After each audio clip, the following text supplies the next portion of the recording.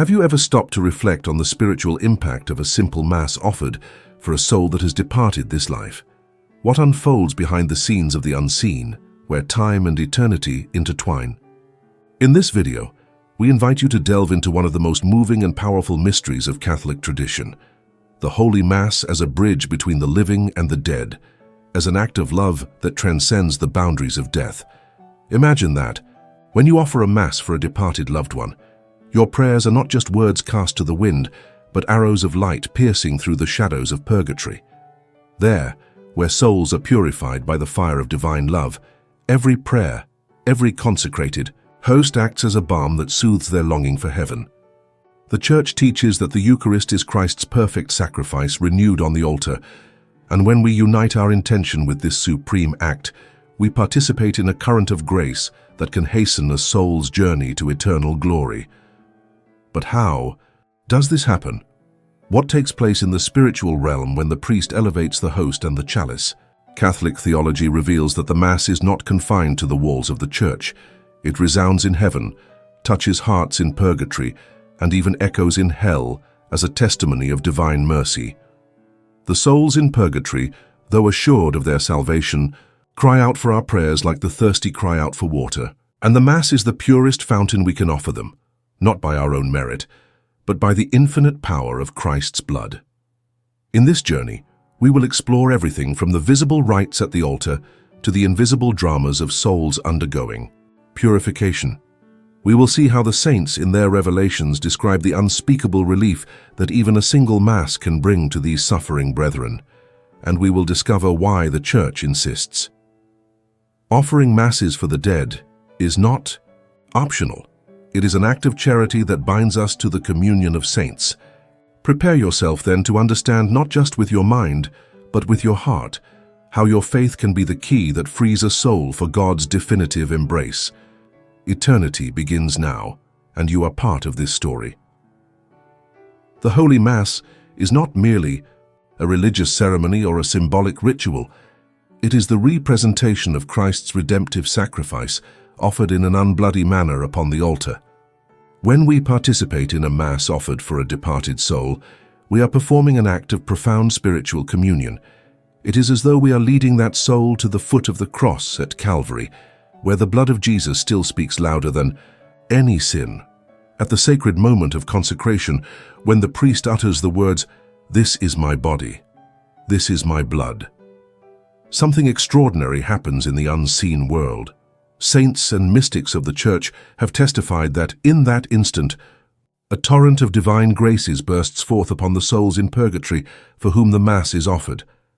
Imagine a soul amid purifying flames, not flames of despair, but of love burning away the last impurities of attachment to sin, when suddenly it is bathed in a light that eases its pain and hastens its encounter with God. There are striking accounts in the revelations of saints like Padre Pio and Saint Gertrude, describing how a single Mass can liberate entire souls from purgatory. Saint Therese of the Child Jesus, in her writings, compared these souls to thirsty doves, eagerly drinking from the Eucharistic graces. And the most touching part, many of them, once in heaven, become fervent intercessors for those who help them through their prayers. To illustrate this supernatural reality, let me share a story that has circulated among the faithful for centuries. A man, grieving his father's death, asked his parish priest to celebrate 30 consecutive Masses for his soul. On the 30th day, his father appeared to him in a dream, radiant with light, and said, "Today, at last, I was able to enter heaven." Each Mass was like a chain breaking, until the last one set me free. This simple narrative reveals a profound theological truth. The Mass is the greatest act of love we can offer the departed, because it does not depend on our merits, but on the infinite value of Christ's sacrifice. And as the host is lifted at the altar, angels sing in heaven, souls rejoice in purgatory, and on earth, you partake in this mystery that unites time with eternity.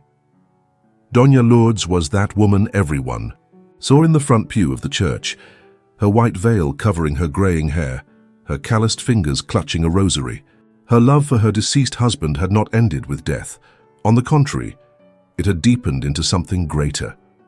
a silent mission of prayer. Every week, with the same discipline she used to sew her granddaughter's dresses, she would fill an envelope with her Mass offering and write in trembling letters, "For the soul of my Juan." As the priest spoke the words of consecration, Doña Lourdes would close her eyes and picture her husband, not as the frail body she had buried, but as the smiling young man from their courting days. What she couldn't see was the supernatural drama unfolding. In purgatory, Juan's soul burned not with the fire of punishment, but with the holy fire of love, healing layer after layer of the scars left by selfishness, unkind words left unrepaired, and small infidelities to grace. Then, on an ordinary Thursday during the elevation of the host, the invisible miracle occurred. A golden ray of light, the Eucharistic Christ himself, pierced through purgatory's mists. Juan felt the last chains dissolve. His soul, now clear as crystal, was enveloped by a voice whispering, "Come, good and faithful servant." At the same time, in her pew, Doña Lourdes felt an inexplicable warmth in her chest, and a single tear rolled down her cheek. She didn't know it, but at that very moment Juan kissed her forehead one last time before entering the heavenly banquet. The saints say that souls freed by the power of the Mass become our most faithful intercessors. Juan, now clothed in glory, did not forget his wife. On nights when loneliness weighed on Doña Lourdes's heart, an inexplicable scent of roses filled her room. When she stumbled on her way to church, she felt an invisible hand steadying her arm. And at the hour of her own death decades later, who do you think was the first to welcome her into heaven? This story, which could belong to any grandmother in any town, reveals a staggering truth. The Mass is the lever that moves heaven and purgatory. Every consecrated host is a piece of Calvary offered anew, and the love of a faithful heart, like Doña Lourdes, is the spark that ignites this flame of mercy. The Church's tradition reveals a deeply moving truth. The souls in purgatory, though certain of their salvation, exist in a state of spiritual powerlessness. Like thirsty travelers in a desert, they can no longer quench their own thirst for God. They depend entirely on our prayers, our sacrifices, and above all, the holy sacrifice of the Mass. This is the foundation of that blessed solidarity we call the communion of saints, where we who still struggle on earth can aid those who suffer in purgatory. When we offer a Mass for a soul, we present to God Christ himself, the spotless Lamb, on behalf of that beloved person. It is as if we were saying to the Eternal Father, "Lord, I do not offer you my own merits, which are few, but I offer you your own Son, whose blood shed on the cross is worth infinitely more than all the sins of the world." And God, in the perfection of his justice tempered by mercy, accepts this perfect offering, applying its fruits to the soul for whom the Mass is offered.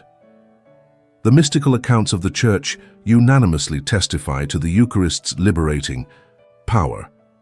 Saint Gertrude the Great, in her Revelations, describes how on the Feast of All Saints she saw a countless multitude of souls ascending to heaven during the celebration of Mass. Saint Nicholas of Tolentine, patron of the souls in purgatory, received in his lifetime the promise that every Mass he celebrated would result in the immediate release of many souls. And Blessed Anne Catherine Emmerich saw, during the consecration, rays of light, striking the souls in purgatory like arrows of mercy. This mystery should set our hearts ablaze with love and responsibility. How many of our loved ones might be in need of that very Mass we neglected to offer? A grandfather who taught us to pray, an aunt who took us to church, a friend who left without saying goodbye. They are all alive in God's memory and in the power of our prayers.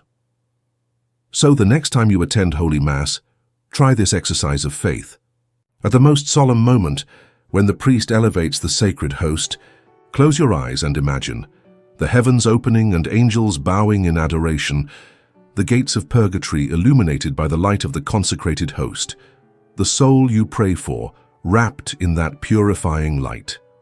Perhaps, who knows, at that very instant, it is being set free. It doesn't matter if you don't see it. It doesn't matter if you feel nothing. Faith assures us that in this moment, as the bell rings and the congregation kneels, the miracle is happening. Grace flows like a river of mercy. Purgatory opens, and another star begins to shine in the firmament of eternity.